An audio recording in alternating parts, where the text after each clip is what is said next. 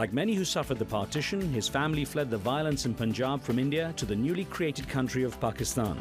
Parvez Musharaf was a strong, athletic boy who experienced the outside world traveling with his diplomat father. Barely having completed his teenage years, Musharaf entered the military academy, displaying natural leadership skills and rising quickly through the ranks. As a young officer during the 1965 Indo-Pak War, he and his men managed to cross over a few miles into Indian territory. By 1998, then Prime Minister Nawaz Sharif appointed him Army Chief of Staff and Chairman of the Joint Chiefs. But it was direct conflict with Sharif in 1999 that forced the general to take over Pakistan in a bloodless coup and become its president 3 years later. Parvez Musharraf's popularity eventually began to suffer, prompting him to resign and leave the country. General Parvez Musharraf, great to have some time with you. Thank you very much.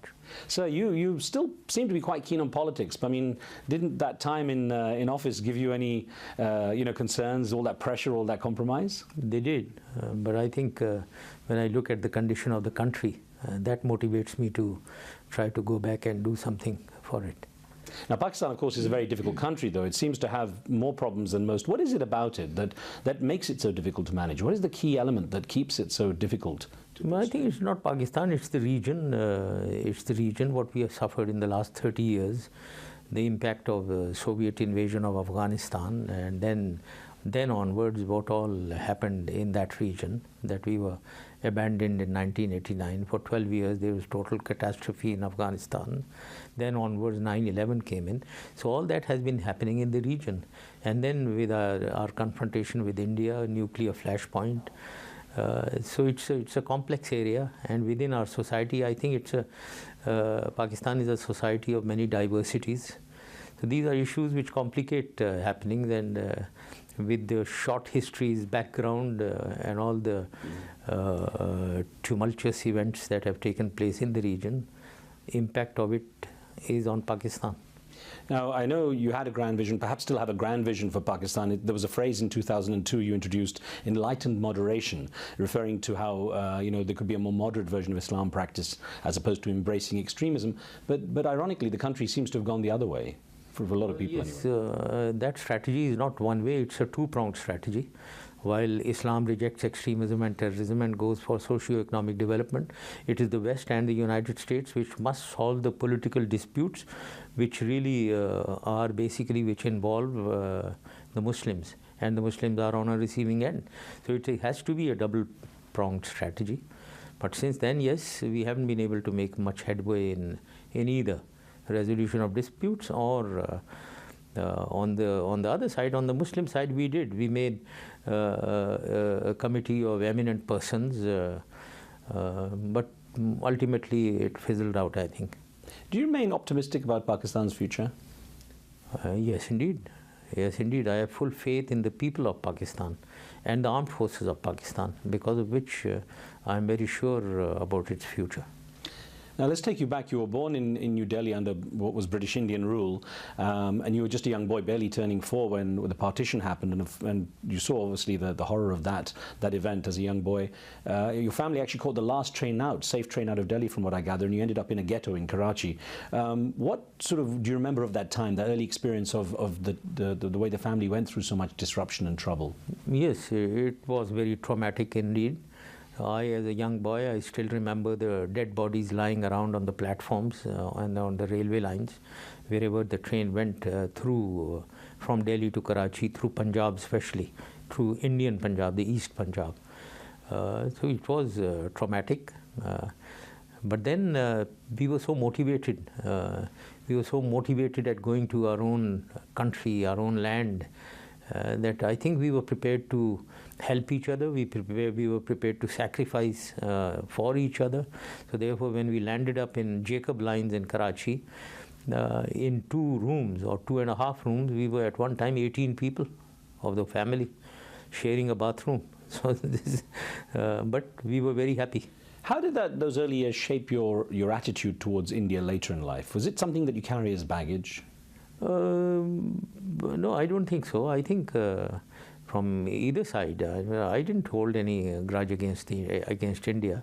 But of course, when I joined the army and we fought wars, then indeed, well, they were the enemy, all right. But my being from that part of the subcontinent, from Indian side, didn't do any harm to me. In fact, I rose to become the chief. That goes to the credit of the system, the fair, merit-oriented system of Pakistan Army. Your father actually also rose to the ranks. You came from a civil servant family on that side, your grandfather too. And your father actually became director of Pakistan's Foreign Office, I think, at one stage. Yes. What sort of influence did he have on you as a person?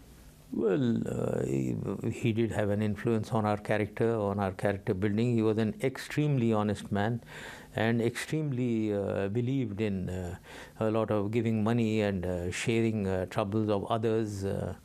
So I think that was the habit that he inculcated. In fact, when my elder brother joined the civil service, he told him, if ever I come to know that you've misused your authority or taken any bribes, I'm going to disown you.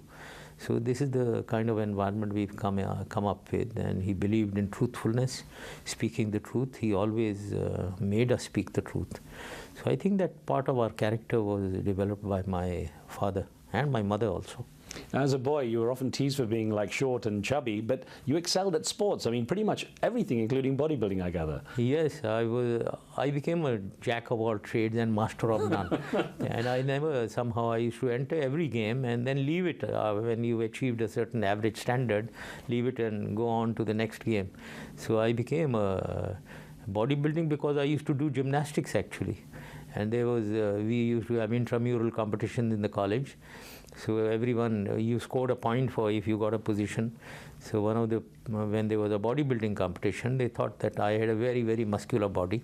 So I entered in the Mr. FC College contest. Now you were the middle son. How did you get on with your siblings? Well, with my younger brother, he was the pet of the house. With my elder brother, we used to fight a lot, quarrel a lot. Boys normally, without the sobering influence of sisters, are always quarrelsome. They spend their lives fighting each other.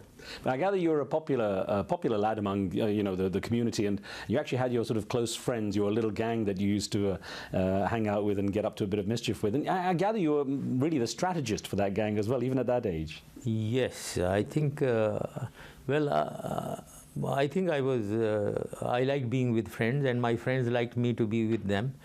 And in our small quarrel, inter-mohalla, inter-area disputes, we used to have flags on the two sides.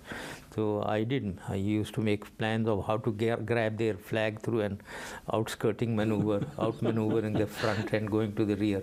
Early preparations for the military. Well, that was, but because I used to run well, so one could go to the rear and run back also without being caught. You did have a close call, though, as a teenager, a near-death experience when you fell out of a mango tree and got critically injured. Yeah. How did that experience change your perspective on life, even at that early age? I don't know. I don't think it changed the perspective of my life. You got badly injured, though, didn't you? I did get badly injured. I fainted for many minutes, and when I got up, I was lying in the warden's house with many of my friends over my head. Friends later on told me, we thought that you are gone, you are dead, you are making all kinds of sounds coming from the throat. At what point did the idea of joining the military come up in your life? At what point did you decide that might be a career for you? It was my mother's influence. I think, first of all, my interest in it, because in Turkey we had two defense attaches. Both of them were very smart, and in their uniforms they used to look exceptionally smart. So I was impressed by that. And then when I came into Pakistan, somehow I wasn't too interested in studies somehow. And my mother decided for the three of us that one of the eldest brother will go for civil services, the youngest for becoming a doctor because of their qualities. Me, he said, you're not interested in studies, you go to the army. And but she never knew that in army you have to study much more than anywhere else. But you actually did get a lot of respect for being a good soldier and being a respected leader, actually, in the military. And I wonder, was it something that came naturally to you, or did you have to really work at it? Well, I think leadership is to a large extent inborn. It has to come naturally to you. You can't put on an act. You have to, if your natural behavior your body language, your behavior with your people, especially with your subordinates, is should reflect leadership.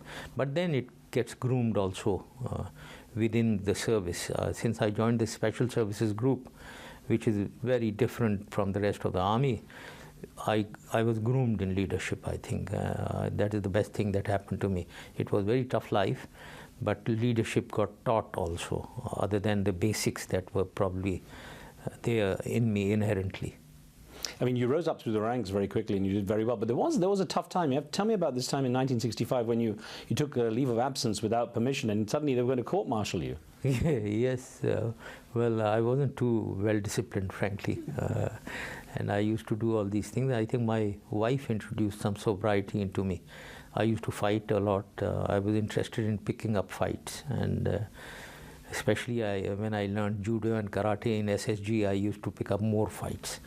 So this incident happened before I joined the SSG, and I had we were in Changamanga, a place in the forest.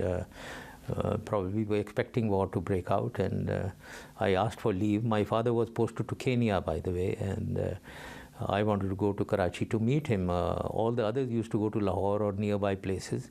They could go for 2 or 3 days. I never went out on leave. So this one I asked for 6 days of leave with prefixing and suffixing Sundays. And this commanding officer of mine refused the prefix and suffix.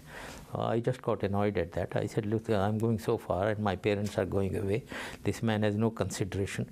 So I left on Saturday, irrespective of the fair. Well, when I got back, he started recording my summary of evidence for a court-martial, but then thanks to India, they attacked Pakistan and war broke out. And there I did well, and then the same commanding officer recommended me for a gallantry award. Now, you had a number of defining moments, but there was the one, of course, the big one where you took over power in Pakistan in a coup in 1999 when Prime Minister Nawaz Sharif then and you clashed. Tell me, I know you've told this story a number of times, but give me the brief, sort of nutshell version of what really happened. Well, I was coming from Sri Lanka, and when we approached Karachi and we were landing and we came down to almost 7,000 feet, the pilot, through the military secretary, requested me to come to the cockpit, and there he told me that we are not being allowed to land and we are being told to get out of Pakistan airspace. So that is how it started, and we were told to rise to 21,000 feet, which we did. And when we did that, the pilot said, we can't go anywhere outside Pakistan, we don't have enough fuel. So the controversy started with the Prime Minister indirectly. A message used to go to the air traffic controller, he used to pass it to someone and then someone, and ultimately reply used to come in about 5 minutes, and we were consuming fuel. And it all ended finally when the army reacted and took over and then asked me to come back, asked the plane to come back from where it was headed. It was then headed to a satellite airport called Nawab Shah. So halfway down, we were told to come back. When we landed back, we had 7 minutes fuel, and well, I was told, Pakistan is yours, and you start.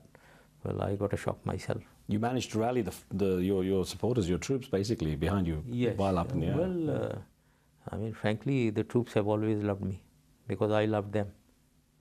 Looking back on that situation, would you have handled it differently in any way? No, I think Pakistan was in dire straits, and it was really fortuitous that Nawaz Sharif acted in the way he did. So I didn't have to do anything unconstitutional or act in a certain way. It was a reaction by the army to the stupidity that he did. So I think he paved the way for whatever happened. Now, a lot of military leaders around the world have become political leaders, but the two tasks are very different. And when you look back at it, how do you compare the world of politics with the world of the military? Very different, definitely. We are organized, we believe in decisions, we believe in others abiding by the decisions that the leader takes. We are very leadership oriented. Politicians, each one of them thinks they are a leader, so they all chiefs, no Indians. So it sounds like there has to be one chief and all Indians. It sounds like you still think of yourself very much as a military man more than a politician. Well, yes, I think I can never forget the military. Now, when you finally appointed yourself president in 2001, you were open to a lot of criticism for that because there was the issues of democracy for Pakistan, what happens next. How did you handle all the issues that came up at the time? How were you personally able to handle them? Well, it came as common sense, frankly, and my urge to learn. I didn't know economy at all. I didn't have the ABCs of economy. I didn't understand what terms they are using. And the main thing that I had to do was to turn the economy around. So therefore, I learnt it the hard way, on job, because I wasn't ashamed of asking anyone, hold on, I haven't understood, explain to me. And then it was all common sense. I realized that it was just common sense when these economists were using all kinds of jargons and terms of balance of payment deficits and fiscal deficits and debt to GDP ratios. When I got involved in it in detail, I came to know that it's merely balancing of incomes, earnings with expenditures. So I told them, what is this? Why don't you say so? And then, well, where do we spend? Here. Where do we earn from? Here. Increase earnings, reduce expense, then everything is all right. Balance of payment deficit, debt to GDP ratio, fiscal deficit, all are all right. You once compared yourself with the visionary leader of Turkey, Mustafa Kemal Atatürk, who was the founder of modern-day Turkey. And I wonder, what of his philosophy do you feel you adopted? What was it that you considered him a mentor?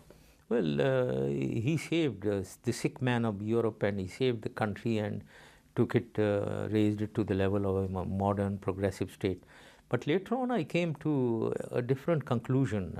Here, having seen Turkey and Iran, what Shah of Iran tried for 40 years and what Kemal Atatürk tried, I deduced what the condition is now in both Iran and Turkey. The Islamists are in power. I came to the conclusion that you cannot impose a change or transition in society. Transition is only you transform. It's a gradual transformation of society. You can never impose change. And they tried to impose change, but actually they managed to do that successfully in a few cities. The rural areas remained the same. So therefore, one should go for a transformation whenever you have a better idea to transform, to change society. You cannot impose, and don't expect massive change through imposition. What do you feel you achieved as president of Pakistan? What was the single most significant achievement, you think? Well, if you say single most significant achievement, I would like to say giving confidence and trust in oneself, giving pride to oneself in the country, in the people of Pakistan. And that was because the economy was doing exceptionally well, and otherwise I succeeded in many ways, but I think that was the basic. You resigned from the presidency in August of 2008 when things became politically very hot, and you were threatened with impeachment. And I wonder, was there no other option but self-imposed exile at the time? It wasn't self-imposed exile. I stayed in Pakistan after resigning for good about 6 months, and I didn't leave the country. But I resigned not because of the threats to me. It was more because I thought I will be a totally useless president, sitting there and being abused right, left and center by every politician, while I would not be contributing anything to the country towards its development, or even advising the country, the government on these issues. So why should I be sitting as a useless, just a vegetable around in the presidency? So I thought it's better to quit.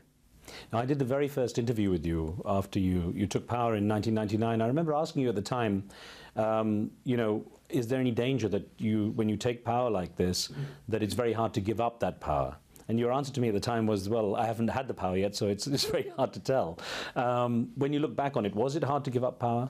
No, not for me, frankly. I am not so, I don't have such an ego. I don't believe in people coming and saluting me or holding me on a high pedestal. I have my feet on the ground always, and that is how I behaved even when I was the president. Sometimes I forgot that I am the president and others are not. I mingled with people at their level. So therefore, leaving of power was not so difficult for me. Did you come out of the experience a better person? I think so. I learned, obviously, in these 9 years, I developed a faith in the country, a trust that the country has all the resources, all the potential, all the human potential to do well, and the failure is only a failure of leadership. That is what I learned. And then, as a person, has developed a knowledge of the country from all points of view on all issues. So I think I certainly now I think I know everything about the country, about what ought to be done. Of course, there is no end to learning, but I have learned a lot, and I know a lot because I involved myself in everything, in strategizing and even working out the modalities, the tactics of development in every field of socio-economic development of Pakistan. There's always a price to pay for responsibility, and I wonder what it cost you personally to take on the tasks you did. Well, I think it was certainly tough.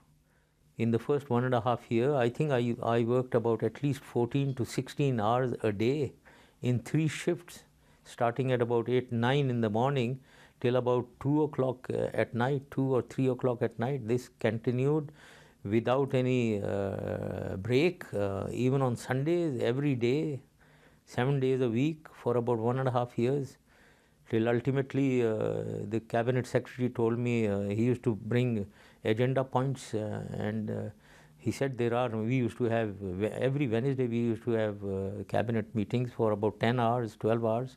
So he said that there is no agenda point left now, we could ease off a little. So that was the kind of that hard work certainly took a toll on me.